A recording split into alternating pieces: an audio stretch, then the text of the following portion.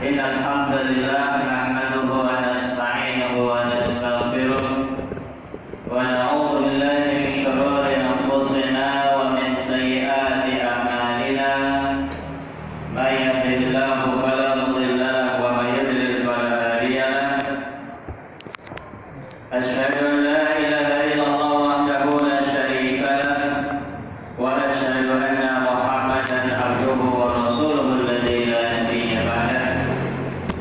قال الله عز وجل في كتابه الكريم يا أيها الذين آمنوا اتقوا الله حق تقاته ولا تموتن إلا وأنتم مسلمون.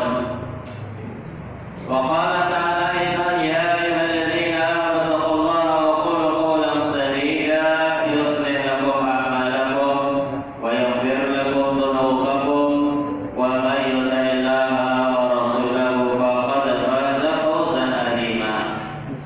أما بعد فإن أصدق الحديث كتاب الله وخير الهدي هدي محمد صلى الله عليه وسلم وشر الأمور محدثاتها فإن كل محدثة بدعة وكل بدعة ضلالة وكل ضلالة في النار.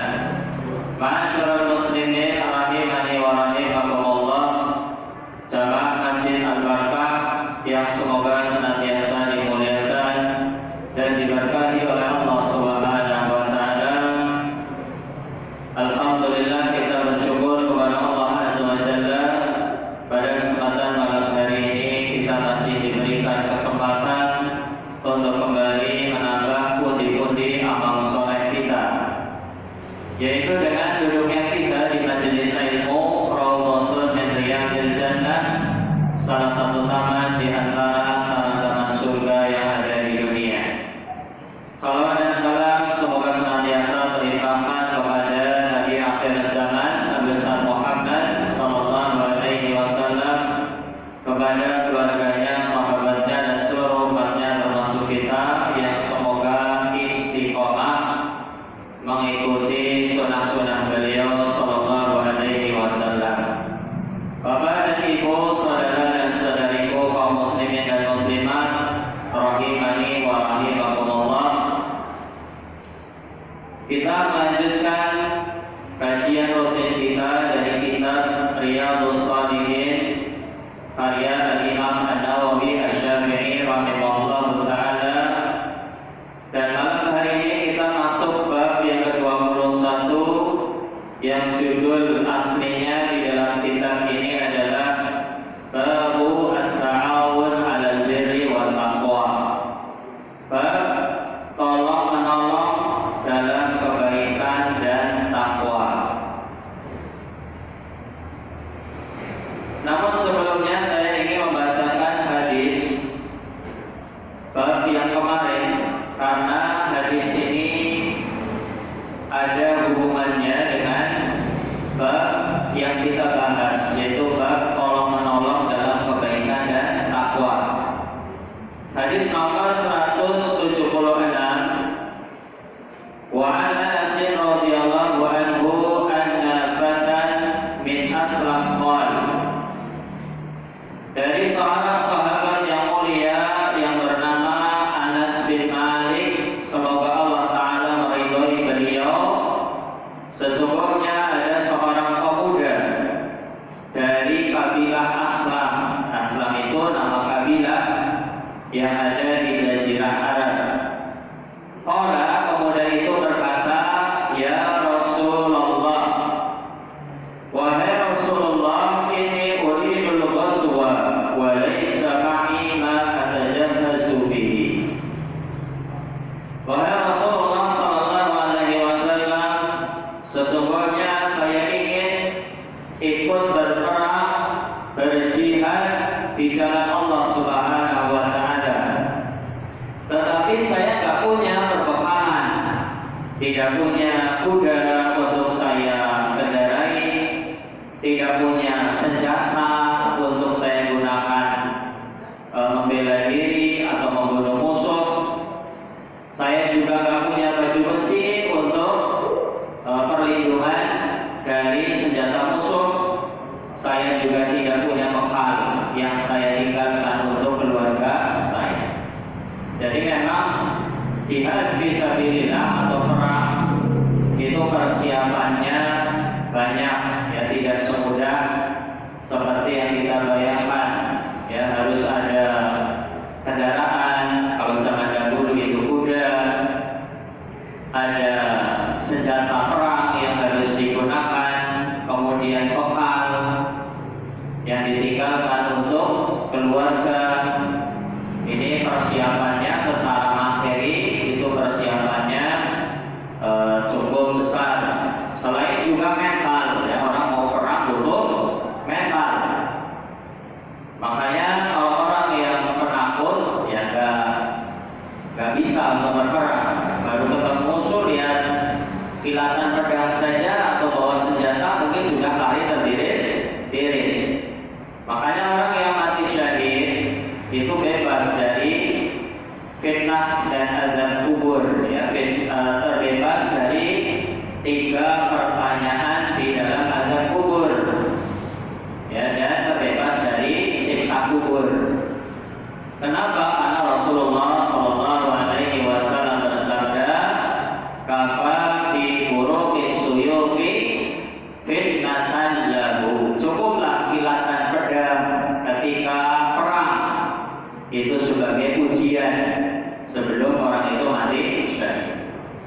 Itu salah satu keistimewaan orang yang mati syahid, terbebas dari fitnah kubur.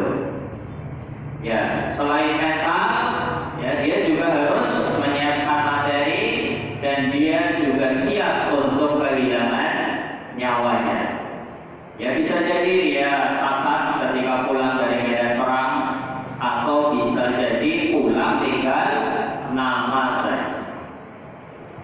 Ya ada seorang laki-laki atau seorang pemuda dari kabilah Aslam, dia datang kepada Rasulullah SAW dan mengadukan bahwasanya dia tidak punya perbekalan perang, tapi dia ingin ikut perang. Apakah ada solusinya? Maka Rasulullah SAW menjawab, "Ibni fulanan fa innahu man kana tajahhaza wa marida." Datanglah ke fulan. Ya, fulan itu dalam bahasa kita anu atau si A. Ya, fulan kalau perempuan fulana, ya si A, tanpa disebut nama. Datanglah ke fulan, sesungguhnya dia sudah bersiap-siap untuk ikut perang, perbekalannya sudah matang, sudah lengkap, famarido, tapi kemudian dia sakit, ya karena sakit dan jadi ikut perang. Fatahu faqala, maka ketika diberikan saran oleh Rasulullah untuk mendatangi seseorang yang dia sudah siap dengan perbekalan perang tapi sakit, pemuda ini datang kepada laki-laki tersebut dan berkata, "Inna Rasulullah sallallahu alaihi wasallam yuqri'uka salam." Sesungguhnya Rasulullah sallallahu alaihi wasallam mengucapkan salam untuk Anda, ya menitipkan salam untuk Anda. Kalau kita diberi titipan salam, jawabannya apa? Wa alaika wa alaihis salam. Apa jawabannya? Wa alaika wa alaihis salam. Itu kalau yang menyampaikan ke kita laki-laki.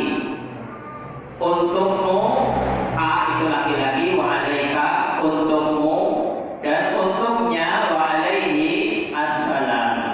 Semoga keselamatan dari Allah Subhanahu wa ta'ala. Kalau yang menyampaikan kepada kita perempuan, misalnya istri kita ketemu dengan sahabat kita atau rekan kerja kita, kemudian dititipi salam untuk kita, maka kita menjawab wa alaiki, ya ki itu Anda perempuan, wa alaiki wa alaihis salam. Untuk Anda perempuan dan untuk dia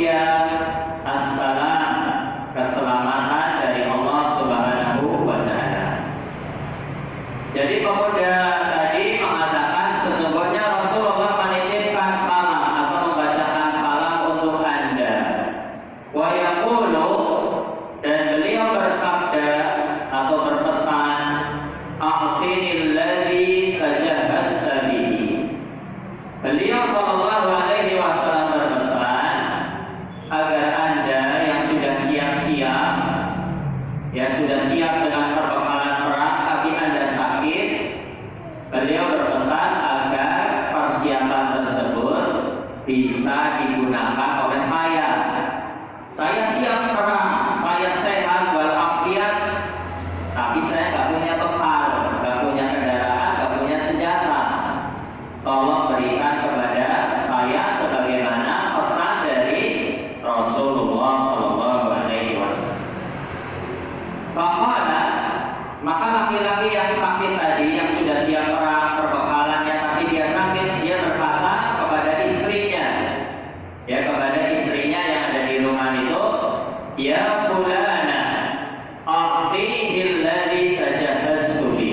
Wahai istriku, tolong berikan semua perbekalan yang sudah saya siapkan, berikan kepada pemuda ini. Wala tahbisi minhu syai'an, jangan sisakan sedikit pun, ya dalam bahasa kita ya, walaupun cuma sepeser, jangan disisakan semua persiapan, ya baik harta ataupun kendaraan atau senjata yang sudah saya siapkan, berikan kepada pemuda ini.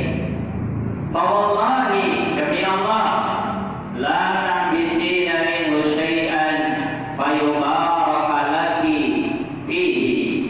Demi Allah, ya, engkau tidak menahan sesuatu apapun dari perbekalan kita, berikan kepada pemuda ini, pasti Allah akan memberkahi kita.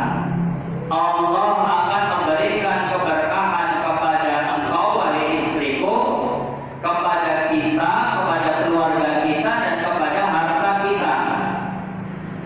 Rawahu Muslim. Hadis ini diriwayatkan oleh Muslim. Dari hadis ini ada pelajaran yang begitu agung, bagaimana semangat persaudaraan di antara para sahabat, ya, dan bagaimana semangat tolong menolong mereka dalam kebaikan, sebagaimana judul kita. Ini bab 21, at-ta'awun 'alal birri wat taqwa, ya, tolong menolong dalam kebaikan dan takwa. Semangat para sahabat, ya, dalam tolong menolong untuk berbuat kebaikan dan ketakwaan. Ya, coba kalau kita, ya, barangkali kalau ada orang datang, ya, kita udah siap, ya, harta kita udah siapkan, cuma kita kemudian sakit, ya, kali-kali kita akan menjawab, Pak, lalu itu harta saya kumpulkan dengan susah payah, enak aja kamu datang tiba-tiba minta perbekalan dari saya, harta dari saya, kamu usaha sendiri sana. Paling kita kayak gitu.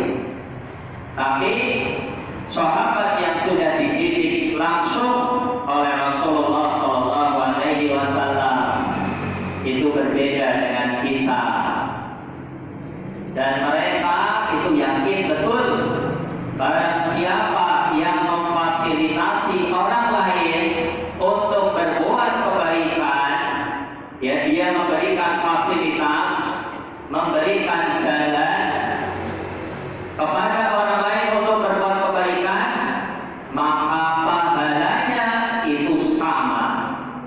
Orang yang berjihad tadi dapat pahala, dan orang yang sakit yang dia berikan fasilitasnya kepada orang yang tidak punya bekal tadi, tapi dia berjihad, orang yang sakit ini walaupun di rumah, dia akan mendapatkan pahala yang sama seperti orang yang berjihad. Inilah keyakinan yang ada pada diri para sahabat, dan inilah yang harus kita tiru. Masyarakat muslimin rahimani wa rahimakumullah. Makanya dulu ada di zaman sahabat, ini kisah yang lain, ada dua orang kakak beradik, ya, yang satu itu setiap hari belajar menghafal hadis-hadis Rasulullah SAW, belajar di depan Rasulullah, ya, mendengar hadis, menulis hadis, menghafal hadis, menyampaikan kepada orang lain. Sedangkan kakaknya itu sibuk berniaga, sibuk cari duit. Dan adiknya ini karena sibuk mencari ilmu, adiknya itu sibuk mencari ilmu, otomatis kehidupannya dibantu atau ditanggung oleh siapa? Oleh kakaknya yang sibuk cari duit. Lah ternyata kakaknya ini protes, istilahnya ada perasaan enak ya adik saya ya, dia gak sampai-sampai cari duit tapi apa? Bisa makan, bisa belajar, duitnya dari saya. Maka dia datang kepada Rasulullah Sallallahu Alaihi Wasallam dan berkata, ya Rasulullah, ya saya ini sibuk cari duit, adik saya sibuk cari ilmu, ya kehidupannya saya tanggung, saya beri, saya bantu. Ya saya ini merasa apa? Ini gak adil, ya harusnya dia juga cari duit sendirilah.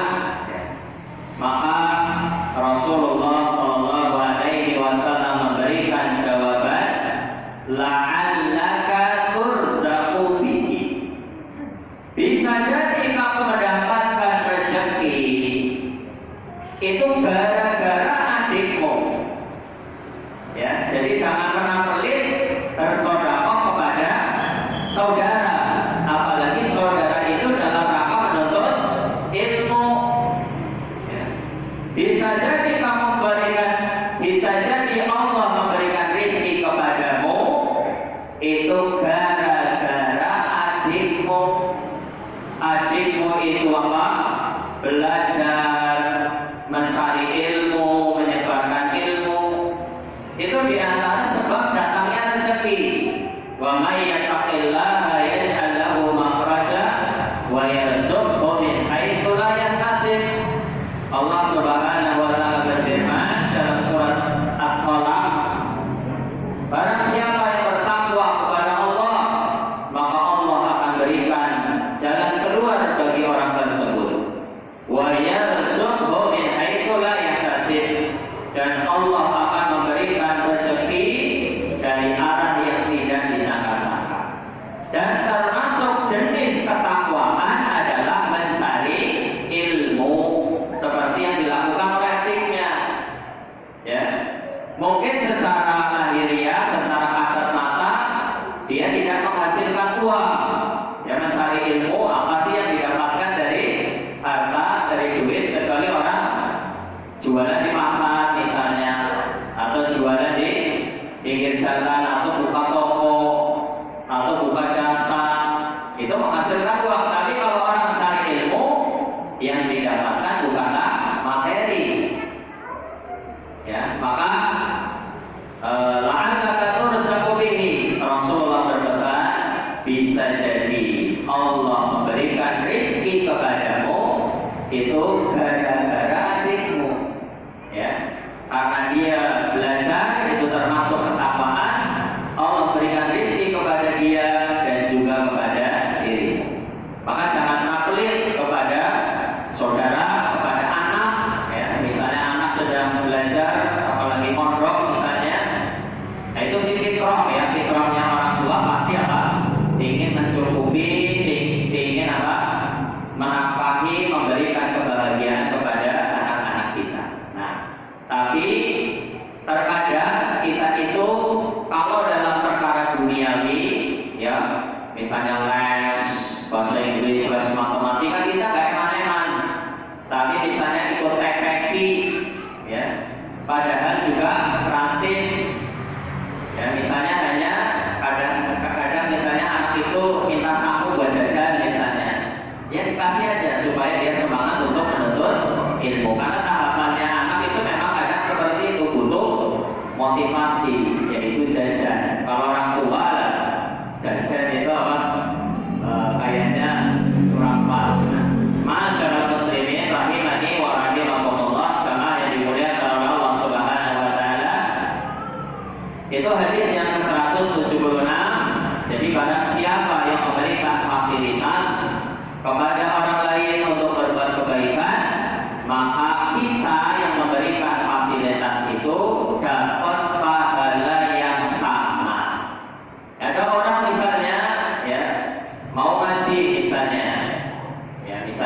haji keluar kota atau kemana, atau ke Masjid Agung atau kemana, atau ke sini misalnya ke Al-Barkah, rumahnya misalnya di Gedung Lekok atau di Pindu, ya kan?